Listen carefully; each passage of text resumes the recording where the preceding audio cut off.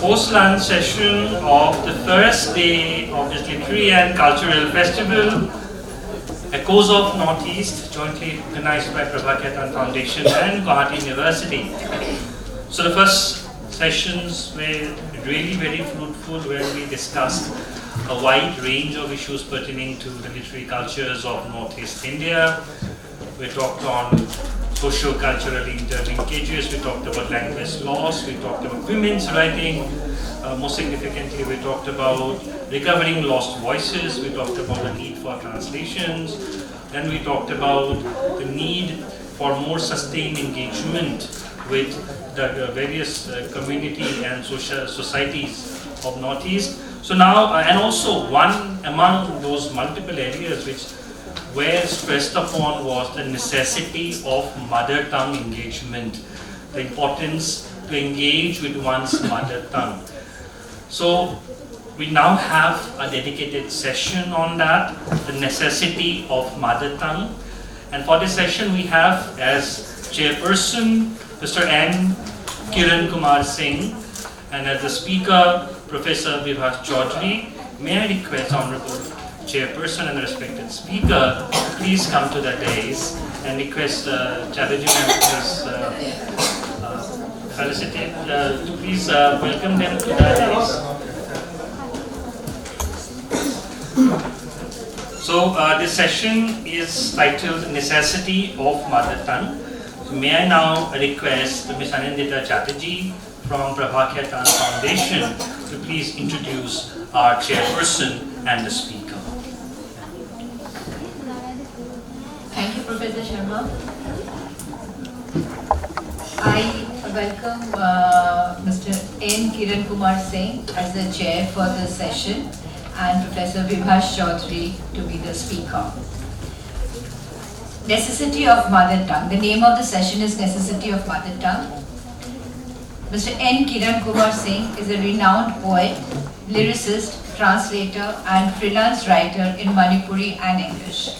He retired as an assistant engineer in 2017 and is celebrated for his work with All India Radio and Doordarshan Imphal. He has authored poetry collection Ye Eshe Sharing and Me Eshing Nangshik, and translated works including Annie Frank's Diary of a Young Girl and Shivaram Karanat's Komana Dudi.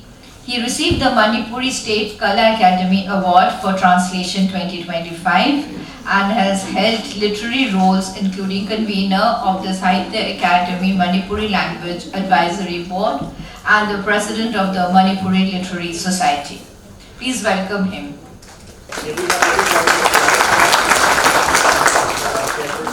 He is a professor of English at Gauhati University. His publications include English, Social and Cultural History, Britain's Hall 2005, Beyond Cartography, the Contemporary South Asian Novel in English, Reading Post-Colonial Theory, and Deconstruction and Post-Structuralism, Orient Black Swan 2023. He writes a fortnightly column, Loving Literature, in the Assam Tribune, and currently serves as the director of Gauhati University Press. We welcome both of them, and the stage is all yours, Mr. Singh.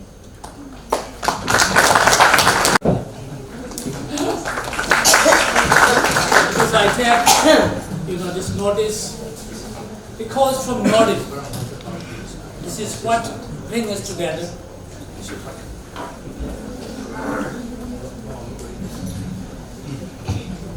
It's okay? Yeah. I would like to take you back just 2-3 hours back to the past.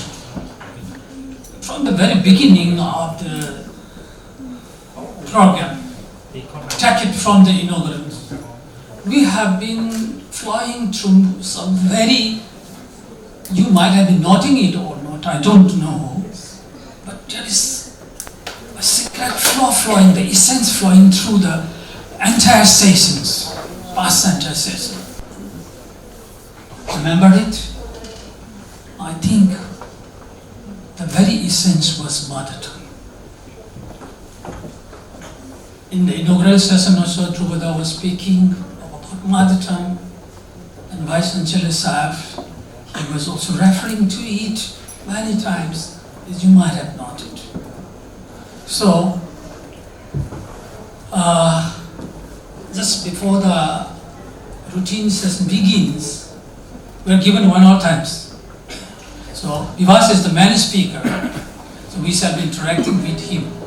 And Drupada set me into asking myself questions. He was asking questions and questions, rearising questions again.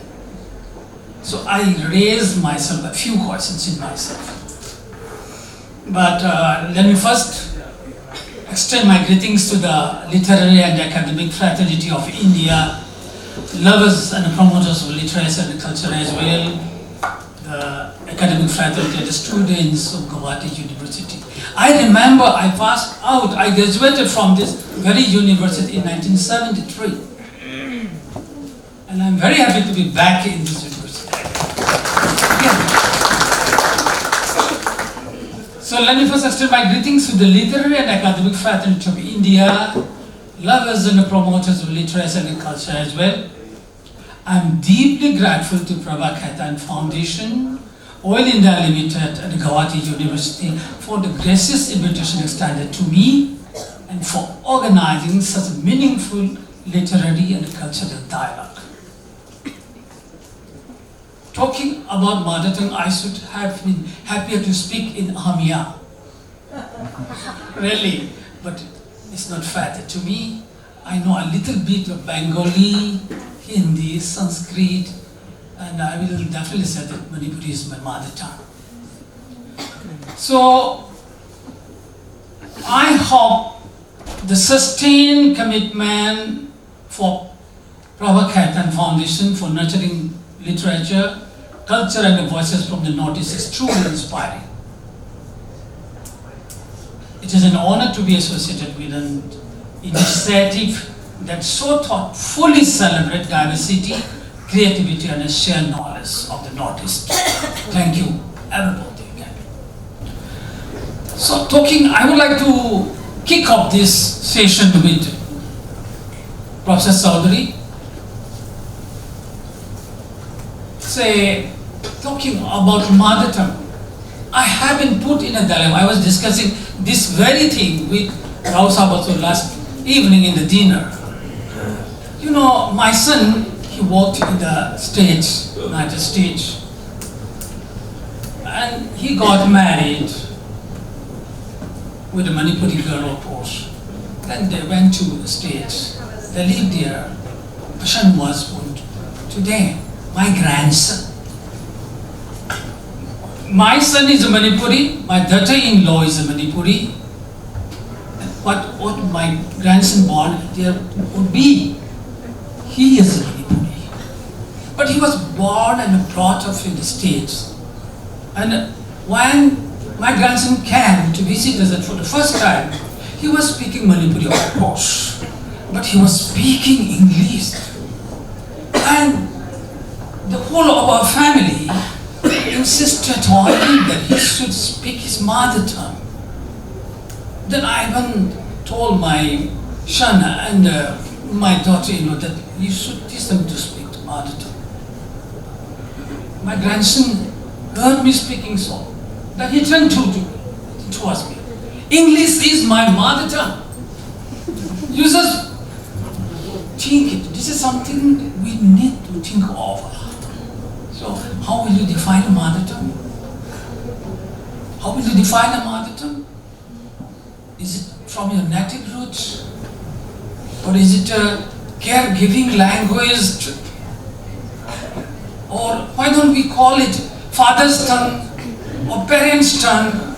Some even call it the first tongue, first language. It's not it, huh? So, these things are required to have a good knowledge from Bibhash. So, Bibhash, let us settle on a few questions that I just set out in after the inaugural session that what Drupada made me to think. I would like to know about what do we mean by mother tongue? Then how it is central to human identity. This is also very important from the point of academic point of view. I think our students, our scholars should be noting these things. Let us hear from Bibhash. He is the main speaker. He will be speaking most of the time. And if I be given some 10 to 15 minutes so that I can surmise it later on, I shall be very happy. Then I would like to settle on the intellectual and academic development that's needed for mother tongue. The necessity of mother tongue for intellectual and academic development. And some of the questions are there. And if you have any other questions, you can put the questions to me, because I open it to all. If you do not, I will put the question to you. So, let's begin the session. The time is yours, not yours. Please start with what is mother tongue and other things. Respected Chairperson Sir, delegates attending this 2-day Echoes of the Northeast Festival, Dr. Rao, members from the Khaitan Foundation, members of the faculty of Gauhati University, invited speakers, scholars, students and friends. As Honorable Chairperson pointed out, and he laid before us a living example as to what he faced with regard to the mother tongue and how do we define and conceptualize the mother tongue. Very often we take it for granted that we have a tongue in which we communicate and converse, and we take its functionality for granted. However, as Honorable Chairperson Sir pointed out, have a worldview. Say English, which is not my mother tongue, which I have acquired through education, does not quite enable me to shape my worldview. I'm not certain how things will pan out for the coming generations, for whom being at home in English is a given. In the case of the Northeast, as Honorable Chairperson has said, I am looking at these 4 vital issues. Survival, because we know that in the Northeast we have many languages which in terms of numbers, in terms of number of speakers, are dwindling pretty fast. So survival, crisis, orality, which is important for our region, and an attempt at bringing those languages back to circulation through a literary renaissance, among others.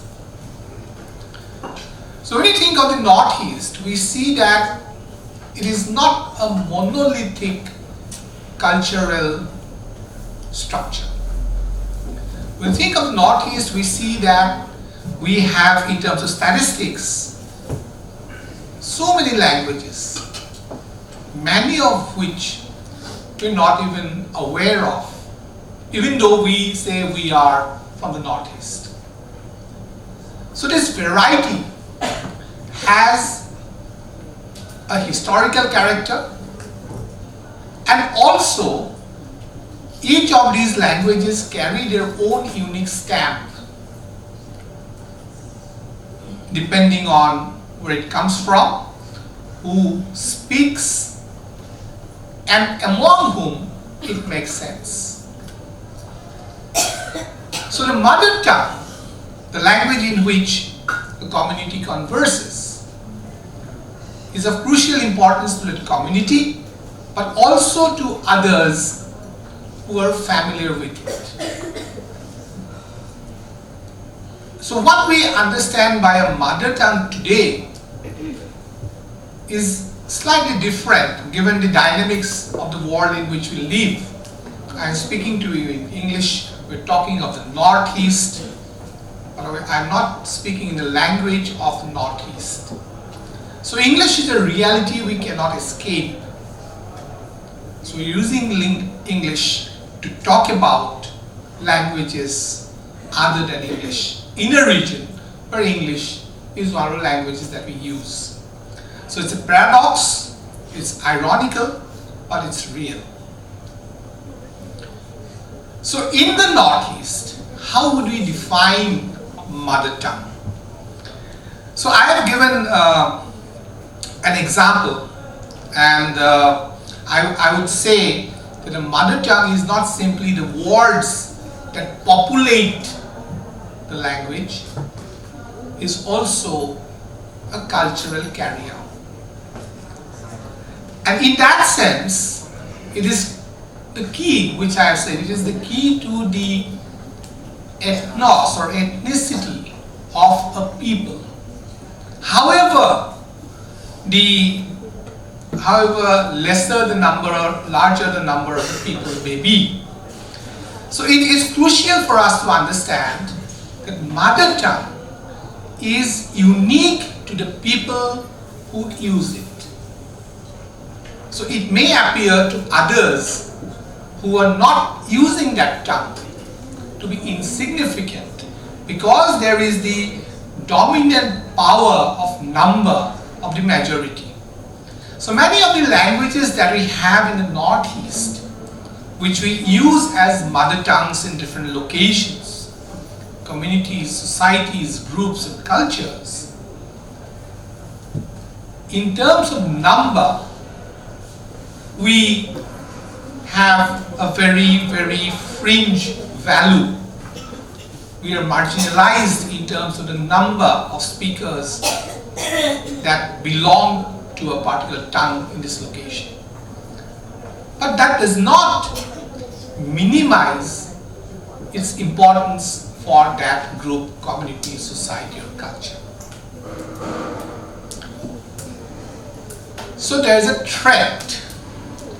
And this threat is not simply the threat.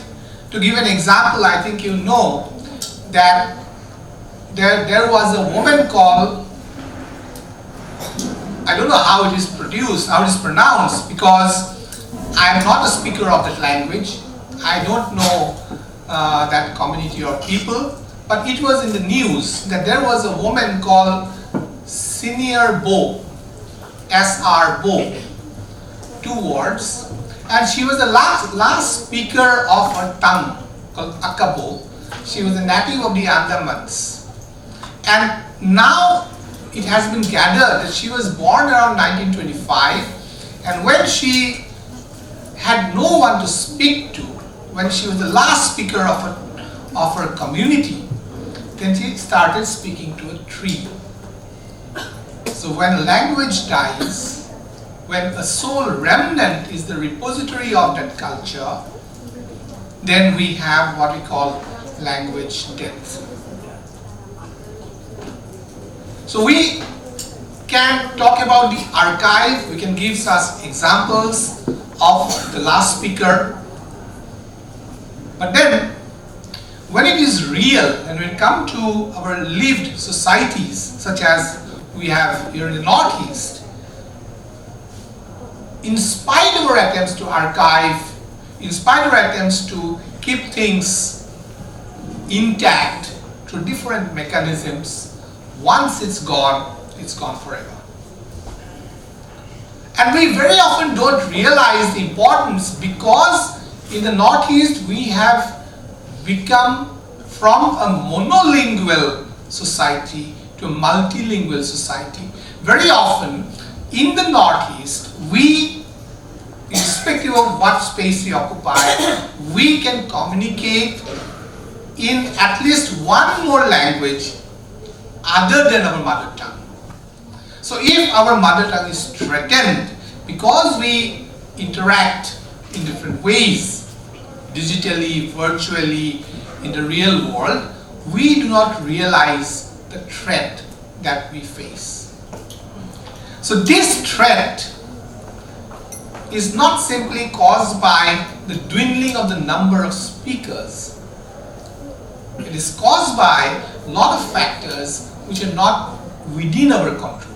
We don't have control over these things developing around us. So the nature of the society has changed, and because it has changed and because this dynamic character of evolution, of culture, of globalization, of virtual realities impinging upon our lived experiences, the crisis is even deeper than we imagine. It's not simply someone being able to write, it's not about literacy, it's not about communication, it's about the death of a repository of culture to which we are beginning to feel we do not belong. So preservation of language is not the issue alone. That I am going to preserve my language because I have to archive my language and I have to hold it so that future generations can come and see, oh, this was the language spoken. That is not the solution. Unless we cultivate an inwardness, and this is something that cannot be imposed, cannot be put across to children through parental pressure, as Honorable Chairperson has said, that you speak in your mother tongue. So the child says, English is my mother tongue. So usage is something that must come not because of certain restrictions or demands or pressures of society or family. It must come from one's own indebtedness to one's culture.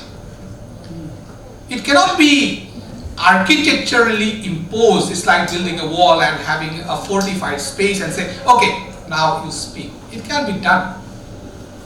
And that is a greater crisis. That are we moving away from a process of self-realization to a situation where we have acclimatized ourselves to a reality of globalization to which we feel much closer than to our mother tongue. So I'll give an example from Assam. Now the Ahoms, who were the ruling class for over 600 years, and their language, what we know as the Thai Ahom language, and there are of course variations and dialects. Now it has become a kind of an archive. So we have speakers of the Thai Ahom language, but it's fast dwindling and is no longer the language in which there is thought currency even among the Ahoms. So if we have in our university a scientific officer, Medini Gogoi, who is one of the last few speakers who can speak in all the variants of the Thai Ahom languages. But isn't it ironical that a language which was the language of the power elite and the population is now, we have now to finger point and say this person can speak. Isn't it ironical that that language is now in this state? So the recognition that Thai Ahom language or its multiple variants are facing a crisis is a realization, but a realization that has come too late. When a language reaches this stage, it is a cultural species that dies. When an animal dies, we know there are certain animals such as the woolly mammoth, which is gone forever. So when you can do some cryogenics and you can do some genetical work and you can revive, but that is not the woolly mammoth occupying the earth. So we can build laboratories of human beings where we say, okay, let's learn this language and let's speak this language. But it's pretty ironical and sad that we have come to this state that we have to manufacture speakers to keep the language going. And this is what has happened with the Dayahom language. Its script is very difficult to read for the common people now. Why? Lack of usage. So a mother tongue needs to contemporanize itself, but who is going to do that? Its speakers. No one is going to contemporanize the Assamese or the Manipuri tongue other than the people who use it. That's the crisis. And that cannot be imposed. We cannot parachute something from the outside and say, okay, let's have these many speakers. That's not going to serve the purpose.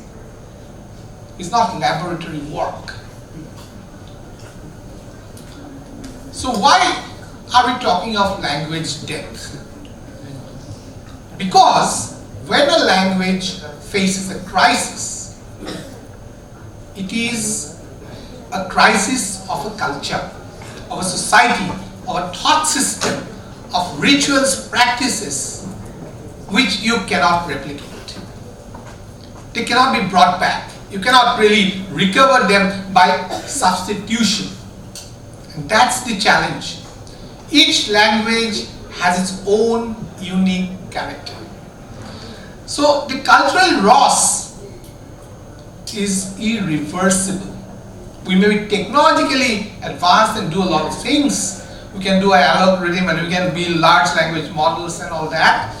But this recovery is not possible because a language is always determined by its living character.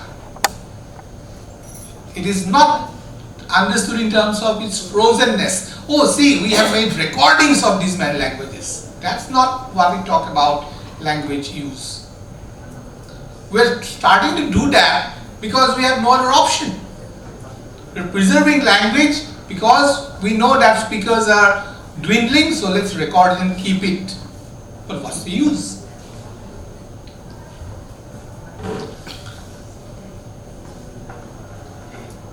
Now, one of the challenges for languages, especially in the Northeast, I give one example here, is one challenge is that it relies heavily on oral transmission. And oral transmission from one generation to another in a society, within the family, that transmission has no equal. You cannot say, okay, let's reproduce it, let's replicate it, let's restructure it. It is an evolved format within the community. You cannot have another group of people replicating it. It doesn't emerge in the same way. It cannot be duplicated. So this orality, this oral mode of language transmission, communication from one generation to another, from one family to another, from one segment of society to another, this has to be lived, and it has its character only when it is lived through that oral mode. So we may use a variety of technological devices and strategies, say, okay, let's keep it like this, but it's not going to work. So this aspect of how a mother tongue acquires significance in society cannot be technologically underscored by whatever apparatus may bring to make it work.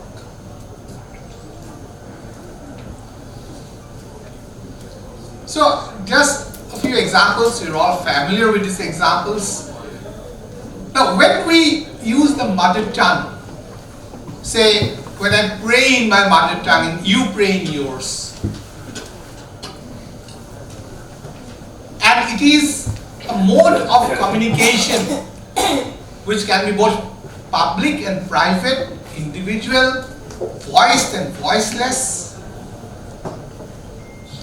We cannot have another set say, okay, let's do it like this. It's not possible. And because it's not possible, it is even more important for us to recognize its significance in today's time. And as I just pointed out, one of the challenges for us is that we have, for us in the Northeast today, a different option. Say, okay, if I'm using this language and if I can communicate in this language, which is my mother tongue, to my neighbor, to my sister, to my cousin who has gone to the States, of course I can communicate in English or Hindi or whatever.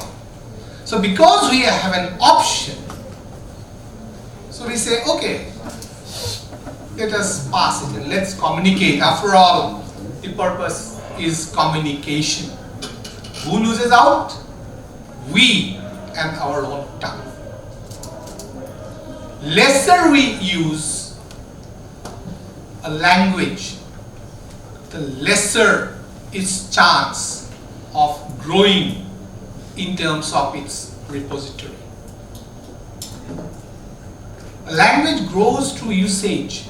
We coin words because we need words to describe situations and experiences. If we don't use it, then we don't have that word in that language. So in Assamese, we have a variety of words which are hierarchized, maybe for in terms of respect, esteem, adoration, convenience, apuni, tumi, toy. These hierarchies are both terms of endearment, closeness, formalization, and also a cultural ethos. Now, if you are saying that let's do away with it, like the English you, it won't work. So whether we are asking a guest to take a seat in our home, to sit down, the way we serve, the way we talk, the way we eat, the customs that we revitalize, they have their linguistic character which carries the imprint of culture.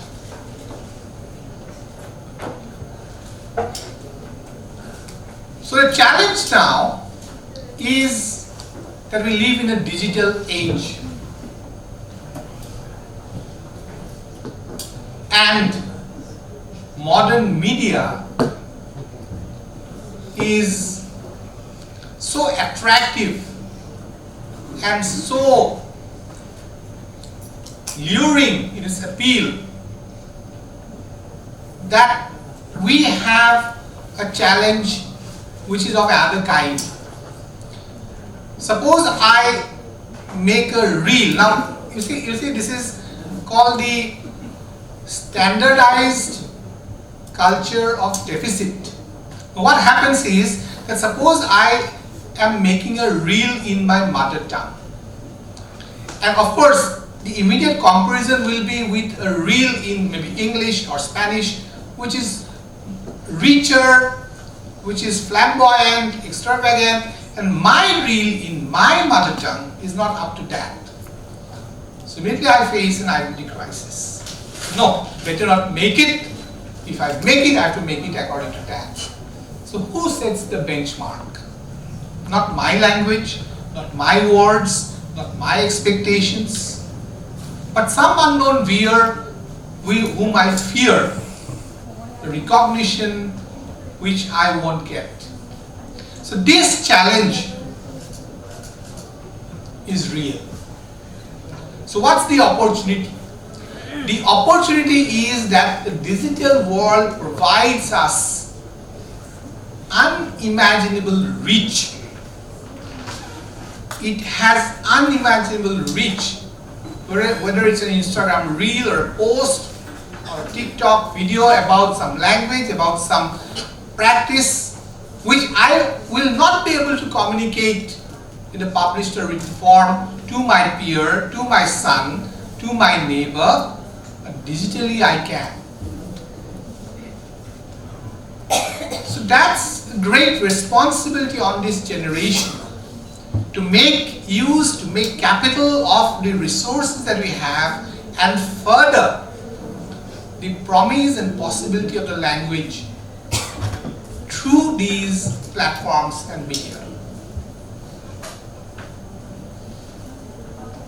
This is a point Honorable Chairperson Sir talked about identity and how mother tongue is related to identity formation. And from what Sir talked about, it is connected to what transpired in the previous sessions. So I've just taken one example. Language can be a mode of empowerment, and one's belief in one's language, capacity of the language to be the marker of identity, that's extremely essential.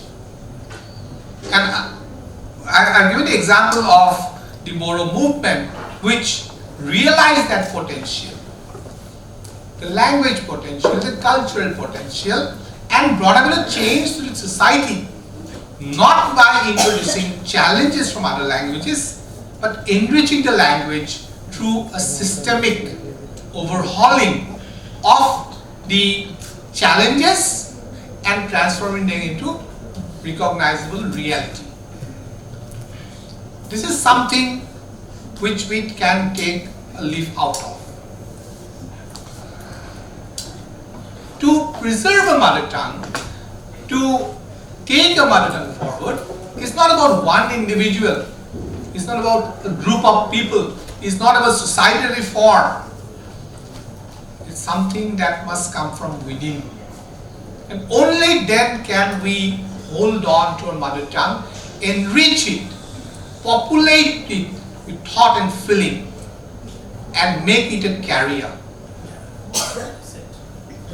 That's the challenge, but it's not undoable.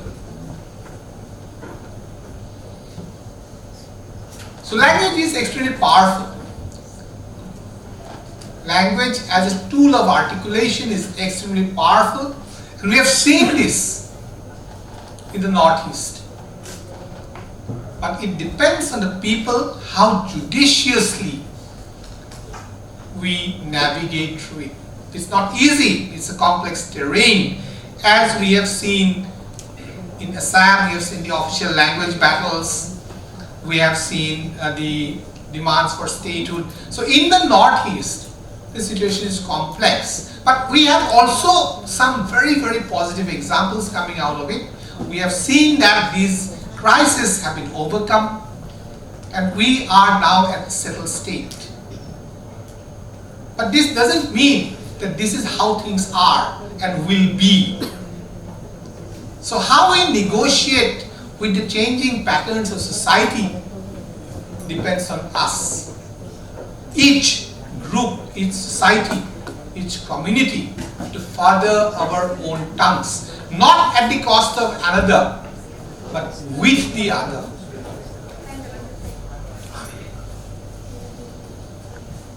So one of the ways in which I see this happening and which is being attempted is through a transference from orality to script. So we find a lot of storytellers who are trying to carry that oral worldview onto a literary space. So today's generation would read a novel, watch a film, read a poem, watch a play, and say, okay, this is what it was and this is what it is. Let's take some examples. This is one example from the meso-literary space, and in the current space, at present, we find that there have been attempts to go back and reconnect to the oral roots through literature. It's not possible for a people of today's generation to start living that life, but why not try to revitalize that through literature and literary production? We find this in the Khasi, especially the work of Sosotam, these attempts that have been made to reconnect the worldview to the present generation through literature. Then we have the Boro literary renaissance. We have Anil Boro sir here who is doing great work. We have Anjali. And especially I would like to talk about Satish Chandra Bosumatari, who was the second president of the Boro High Sabha, who did pioneering work in really creating a register that served as a point of reference for the people. So when we transform these things through novelistic, poetic, theatrical exercises, they become experiential realities for the people of the present. That's one way in which mother tongue can acquire significance for the current generation. Then there's another method which Mamang Dai and Temsula Ao have done. They write in English, but write of those worldviews which are non-English, but which are of their own space and culture. So when we read Temsula Ao, we enter the Naga worldview. When we read Mamang Dai, we enter her worldview, her tribe, her community through English. So this is a very interesting development that is taking place in the Northeast. We're using the language, not the language in which those myths, stories emerged. We're using the English language, but the English language now becomes a vehicle for that worldview to come to our generation. So these are some of the things that we can think about. Keyboards, which the keys follow our alphabet. We have apps. We have Wikipedia, for example, in multiple languages. We have the Assamese Wikipedia, for example. And some of these points, I think we can think about. Some of this is happening, but we need active people participation. So, what's the challenge? Challenge at one level is economic. We need huge economic boost. These are very, very costly endeavors when it involves technology. So we need to connect small linguistic bases to wider worlds. And that involves a lot of finance, a lot of help and guidance from people, and professional work. So policy support and community-driven archiving projects. Archiving, because from one community, I will know what is to be archived. Somebody else from the outside will not know what is to be archived. So choice is extremely crucial, which is to be determined by the community for the mother tongue to hold on its own. So these are the, I hope I have kept time, sir said 15 minutes. So this is where we stand. We have so many languages and limited number of speakers. The challenge is not simply that I don't speak my tongue, but it is also that I have not really inherited that language base from which I can move forward. So both challenge and promise are in front of us. We have to make capital out of it, transform the disadvantage into advantage, and take pride, most importantly, take pride in our own tongues. If I'm proud of my tongue, I will hold on to it and make it the shaper of my identity. Thank you so much. So I think you have enjoyed about 50 minutes speech thoroughly. I think Bibhash has answered all the questions that arise in my mind. Now, as this chair's address, I would like to summarize all those things in the capsule and end this section. Mother tongue is the language from what Bibhash has spoken so much in detail. I wrapped it up in a capsule. So I think mother tongue is the language first acquired naturally in childhood through family and community. So I think all of you will agree. And it is not merely a tool of communication. It's not merely a tool of communication, but a carrier of memory, emotion, worldview, and cultural values. These things have been already elaborated by Bibhash very nicely. I think you have learned a lot. And this point was also there, if you might have noted it, that language survival begins at home. Take it. Speaking the mother tongue with children, storytelling, songs, rituals, and community gatherings, we have seen it, ensure natural transmission of mother tongue. Community-led schools, literary groups, and cultural festivals play a crucial role where institutional support is limited. These are all very academic and didactic views, and you have got it from Bibhash very nicely. And I would like to give my concluding notes regarding this very subject in the Northeast. If I speak, it will take more time, so I will go through it, reading and then speaking. So, in Northeast India is one of the most linguistically diverse regions of the world. You know, I was proud of Manipur once, because I was proud of Manipur because, you know, there are 42 different communities speaking different languages. Then I was invited to Arunachal Literary Festival. Once I reached here, I got a shock of my life regarding my pride.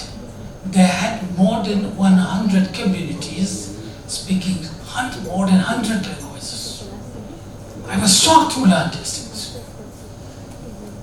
Now, let me come to this. So, Northeast India is one of the most linguistically diverse regions of the world, home to hundreds of indigenous languages, many of which are oral, endangered, or underdocumented. For these communities, mother tongue is inseparable from ethnic identity, as he has mentioned it. Inseparable from ethnic identity, land, customary laws, and ecological knowledge also. So, however, you know, because of the modernization and the rapid urbanization, migration, dominance of few other major languages, and education systems that sideline local languages, these things have placed many indigenous tongues at risk. So the challenges in the Northeast is not just language preservation, but language of dignity, language dignity. Be it in Assam, be it in Manipur, be it in Mizoram, anywhere. So these things sort of ensure the native languages are used in education, literature, governance, and cultural expression. Recent policy frameworks such as in multilingual education under NEP, it is there, they offer an opportunity now. But success depends, as Bibhash has pointed out, on local participation, trained teachers, standardization without erasure, and certain literary production. Protecting mother tongue in the Northeast is ultimately about protecting the cultural soul of the region. Language is not merely a tool of communication, as I said just now, it is the soul of the people. This very essence was there throughout Bibhash's speech, as you might have noted. So, a mother tongue is the first rhythm a child hears. This may sound a little literary, but it is true. It is the first rhythm a child hears, the first worldview one inherits, and the first bridge between memory and meaning. To speak one's mother tongue is not simply to use words, not merely using the words, but you are belonging. You are belonging to. Across history and continents, communities have risen, flourished, survived because of their languages carried their collective memory forward. This was very clearly pointed out by Bibhash. Myths, folktales, ecological wisdom, rituals, humor, grief, and resistance. Everything that defines a people is encoded in the mother tongue. When a language weakens, a culture begins to fade, to diminish. When a language dies, as he pointed out, an entire way of seeing the world disappears forever. In Northeast, one of the most linguistically rich regions of the world, this truth confronts us daily, particularly Northeast. The region is home to hundreds of indigenous languages, many spoken by small communities, many unwritten, and many now endangered. Modern education system, economic migration, digital dominance, and the pressure to adopt, please underline this. Pressure to adopt the mainstream languages have gradually pushed mother tongues to the margins of homes and classrooms only. Children are increasingly fluent in global languages, yet they often struggle to speak their own mother tongues. They are struggling to speak to their grandparents. This is not merely a linguistic shift. Don't look at it as merely as a linguistic shift. It is a crisis of identity. When a community loses its mother tongue, it does not lose only vocabulary. It loses its ancestral memory, its ethical codes, its oral history, and its intimate relationship with land and nature. The young grow rootless, and all become unheard. A silent rupture forms between generations, weakening the cultural spine of the community. In my concluding note, I would like to mention this also, that the phenomenon is not confined to Northeast India only. This is spreading across the world, from indigenous tribes of the America to Aboriginal communities in Australia, from African villages to Pacific Islands. Languages are vanishing at an alarming rate. UNESCO warns that nearly half of the world's languages may disappear by the end of the century. Each lost language narrows humanity's collective imagination and reduces cultural diversity to uniformity. Homogeneous culture, this Bibhash will be knowing better than I do. The threats, the risks posed by homogeneous culture. Yet the preservation of mother tongue is not an act of nostalgia, It is an act of cultural justice and a future resilience. A child educated in their mother tongue learns not only faster, but learns with confidence, dignity, and a sense of rootedness. Multilingualism thrives best when mother tongue is strong at the core. This I keenly believe. In safeguarding our mother tongues, we safeguard our stories, our songs, our philosophies, our right to define ourselves. The question before us is not whether global languages are necessary. They are, but whether we are willing to pay the price of losing ourselves to gain them, that is the most important question. Let us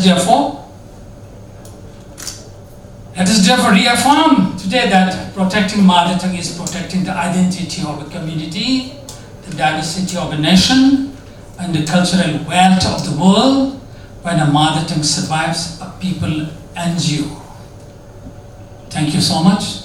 I think you have enjoyed this session, and I have kept myself and Bibhash, we have kept ourselves within the time limit. You can have a few questions. Yeah, I invite. So if there Yeah, are questions yes, from the audience. you have to mention it, Yes. and I will supplement it. If anyone of you like to ask anything, অসমীয়াতে সুধিব পাৰে, ইংৰাজীতে সুধিব পাৰে, in any language.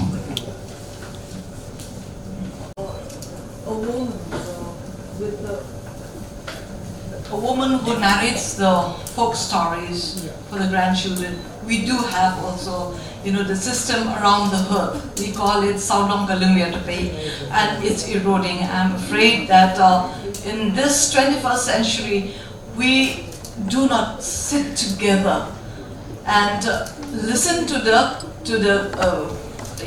grandparents or the maternal uncles or the elders, so to say, because due to the generational gap, children now will not want to listen to the elderly, stories, the folk stories, because they said that your generation is not our generation. So this is the thing that I really, lament in my writings too. Yes, thank you. Because we would like to say something. What's about it? Thank you so much. I feel that, which I've seen, I think we have all seen that, is that we don't eat together. And because we don't eat together, we have our own eating times. So, we don't talk. We talk on the phone. But we don't talk over food. And even if we are sitting together eating, we have our mobile phones. Yeah, it does. Yeah, so it's a loss, but then I don't know. Sir, actually I have two questions, one for each of the respected speakers here. To Bibhash sir, I have the question, like sometimes we hear from the parents of certain students, like I'll be directly quoting what I have heard, যে আমাৰ ল'ৰা ছোৱালী মানে ইংলিছটো ইমান ভালকে পাৰা হৈ গ'ল, এতিয়া মানে ভালকে অসমীয়া পঢ়িব বা লিখিব নোৱাৰা হৈছে. Of the class 9-10 students, and I've seen that they cannot read Assamese properly, or when they speak Assamese, they are making tons of mistakes. So I want to ask you, how can we make sure that the young children they are taking their mother tongue more seriously and learning more about it? কথা পাতে বা মাতৃভাষাত কথা পতাটো গৌৰৱৰ কথা অনুভৱ কৰে বা সেই পৰিৱেশটো দিয়ে. And then after knowing one's tongue, after being comfortable and after taking pride in one's tongue, it is no deterrent to acquiring another tongue, which may be English or Hindi or whatever. So once we are conversant with English, and once, if it is not our mother tongue, then English is a very powerful and rich language. is like a cycle and an aeroplane, you know. So once you get to an aeroplane, why do you want to go by the cycle? So I think once the speaker has the choice that I can use English flawlessly, and who am I going to speak to? Not my friends, not my family members in my tongue, mother tongue. So I have a wider audience in English. I can WhatsApp in English, I can do this in English, I can talk over the phone in English. So English is rich and inviting rather than the mother tongue. So সেই সময়ত বহুত পলম হৈ যায়, গতিকে সেই পৰিৱেশটো আমি দিব লাগিব। আৰু এটা অসুবিধা আছে কি আমাৰ সেই পৰিৱেশটো দিবৰ কাৰণে পেৰেণ্টছৰ সময় নাথাকে, সেইটো এটা কথা, মানে বহুকেইটা তাতে কথা আছে। গতিকে মানে সমস্যাটো আমি দেখা পাইছোঁ, কিন্তু কেনেকৈ কি কৰা যায় তাৰ উপায়টো মানে কি পৰিৱেশ অনুযায়ী, পৰিয়াল অনুযায়ী সেইমতে হয়তো তাক চাব লাগিব।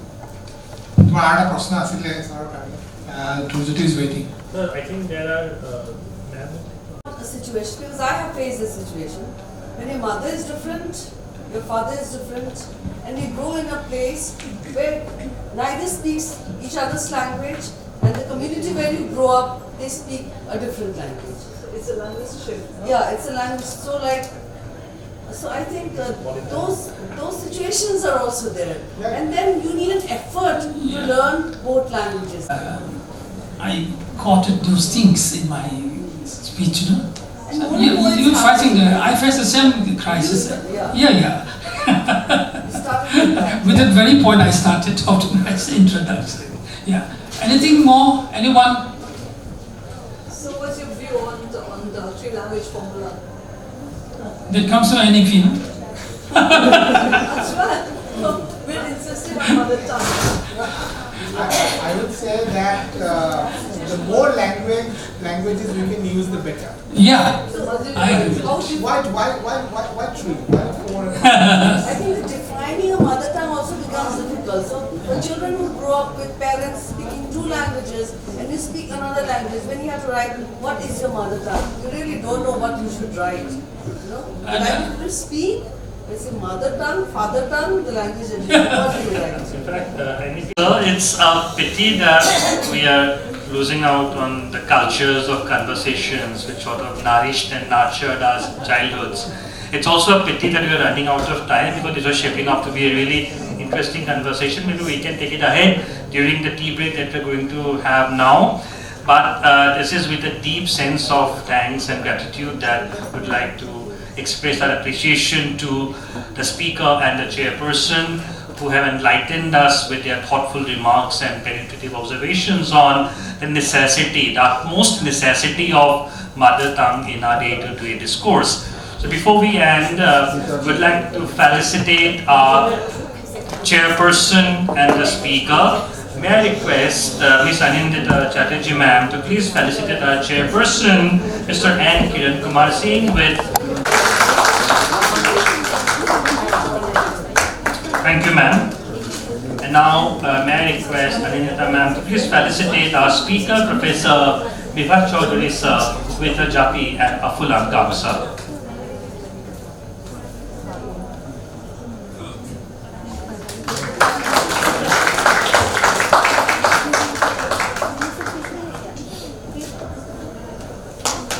Thank you so much. This brings closer to this very interesting and intriguing session on the importance of mother tongue in our day-to-day life. Thank you, sir. Thank you, Mr. N. Kiran Kumar Singh, for your participation. Thank you so much.